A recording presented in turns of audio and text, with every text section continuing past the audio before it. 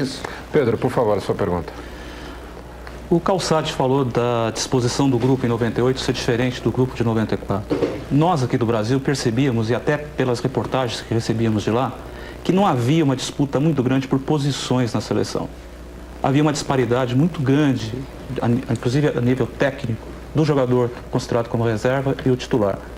Eu particularmente acho, por exemplo, que jogadores como Zé Carlos, Gonçalves, Doriva não acrescentariam nada a uma seleção. O senhor percebeu essa falta de disputa por posição? Isso de alguma forma lhe prejudicou no seu trabalho? O senhor chegou a pensar, puxa vida, eu queria mais disposição desse ou daquele para forçar que o jogador que está jogando se empenhasse um pouco mais? Aí, só completando a pergunta do Pedro, por exemplo, o Giovani, que foi um jogador que ao sair do primeiro jogo, simplesmente se tivessem dado para ele uma passagem, falando assim, pode arrumar suas malas e voltar para o Brasil, porque ele desapareceu, ele se encaixa nisso? Quer dizer, você acha que o jogador teria que ter tido mais vontade, mais disposição? O próprio Edmundo, ele disputou a posição em campo ou ficou naquela tentativa de ir para a imprensa para reivindicar uma posição? Bom, vamos lá por parte, porque... O time todo para você, analisar.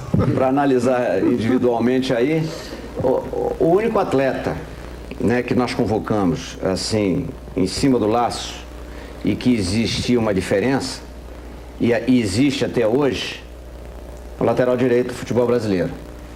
Né? Inclusive o Cafu, que eu mantive, ele saiu do Maracanã vaiado contra a Argentina e todo mundo queria que eu tirasse o Cafu. E eu mantive e depois foi considerado o melhor jogador do futebol brasileiro. E até hoje ele é o titular da seleção do Brasil. O Zé Carlos era um jogador que estava no São Paulo e aparecendo muito bem. E nós não tínhamos o lateral direito, já tinha sido testado muita gente na posição. Então foi o que foi convocado assim, a toque de caixa. Então existia de fato uma diferença entre o Cafu e o lateral direito. Com relação ao Giovani, era um atleta que, primeiro, a gente já sabia do potencial dele. Segundo, ele ficou afastado do próprio Barcelona na reserva. Depois ele ficou efetivado na equipe e jogou bem e foi campeão pelo Barcelona. Aí eu chamei novamente, porque é aquilo. Hoje o Luxemburgo chamou o Giovani, estava lá, está na reserva, não está jogando. Eu não sei nem se foi para desfalcar o Barcelona, porque ele tirou o Rivaldo e tirou o reserva, o substituto do Vou agradar o patrocinador. Quer dizer, parece. ele está na dele, né? Ele está na dele, ele está dentro da seleção brasileira, vai jogar contra o Barcelona, tira o Rivaldo e tira o substituto dele. Quer dizer, que se vire ele, é problema dele, não é problema meu. Né? E ele convocou o Giovani, sem jogar e está na reserva, não está jogando. Quando eu deixei de chamar, ele estava no banco. Eu chamei ele jogando e sendo campeão. Agora, não havia essa disparidade. O problema do Edmundo, todo mundo que falava Edmundo, muitos achavam que o Edmundo nem deveria ir, pela parte disciplinar, pelo que aconteceu com ele. Aí eu fui teimoso, né? Eu achei que ele deveria ir, mesmo ele correndo um risco de, num momento daquele, ele criar um problema como criou numa Copa América, né? Que deu um soco, e eu tirei, foi a substituição mais rápida que eu fiz na minha vida. Né? Ele deu o soco, eu entro, Paulo Nunes. E o Bandeirinha mais mil, porque já teve no jogo. Eu tava foi na cara do Bandeirinha, o Bandeirinha. Eu vi que eu tava ali, eu tava do lado que eu fiquei, foi a partida que eu fiquei. Aí o problema é do Bandeira. O problema do Bandeira, foi a partida que eu fiquei 90 minutos grudado ali, ó, grudado. Quando ele deu o soco, Paulo Nunes entra. Nem aqueceu, ele entrou direto, porque eu não sabia o que. Me tira ali, eu perdi a Copa. Eu perdi a Copa América. Então não havia. E às vezes que eu coloquei o Edmundo, ele não foi bem dentro do jogo. Ele entrou, tropeçou, não foi bem, nervosismo, sei lá, querendo mostrar, mas ele não foi bem.